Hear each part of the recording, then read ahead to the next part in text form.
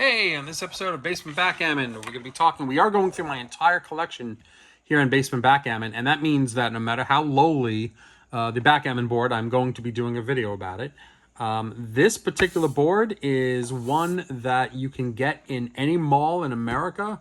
I think it was purchased from Things Remembered, which is that a place in the mall where you can get things like inscribed and what have you. So when I turned 50 years old, which as you can see, I was born in 1972. That's my name, Jamie Weinstein. When I turned 50, my Uncle Steven, who is a great guy, knew of my love of backgammon, and he went out to Things Remembered and got me this personalized wood set. This is I'm not going to cast aspersions on my uncle. I love him dearly, and I'm glad he thought of me. This is not what you would call an heirloom set. It maybe cost $50 from the mall, if that, maybe $30. It's made out of cheap balsa wood or plywood. It is nicely engraved, I must say. The engraving looks very nice, and it's very nice that he thought of me. Game on since '72. That was my birth year. But if you open it up, you can see that there are magnetized enclosures. There's a wood surface. It pretends to have inlays, but these are not inlays. They're simply painted on points.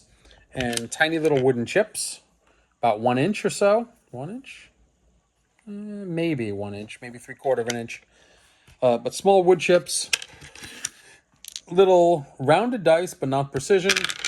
And a cube. Basically enough to get you a basic game. But nothing to write home about. This is going to be a short video because I'm not going to go ahead and play with all this stuff. You can tell that this was made for the mall and it's not made to for backgammon standards as we like them, as we as connoisseurs like them. Of course, there's a ton of slop and you got a bunch of cross and blah, blah, blah.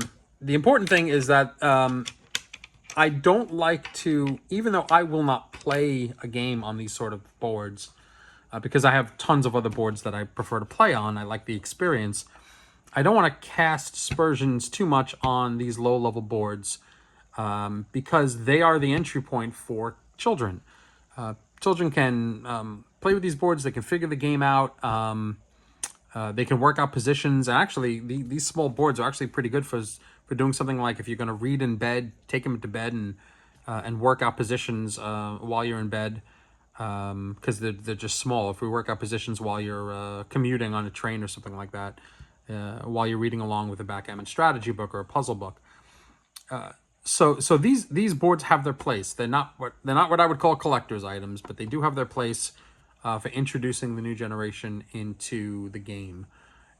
Anyway, just thought I would share this, and because the purpose of this channel is to inventory my entire collection. This is in my collection, and it's not going anywhere. This was a gift from my uncle, and I love him dearly. If Uncle Steven, if you're watching this, I love you, man. Thank you very much for this.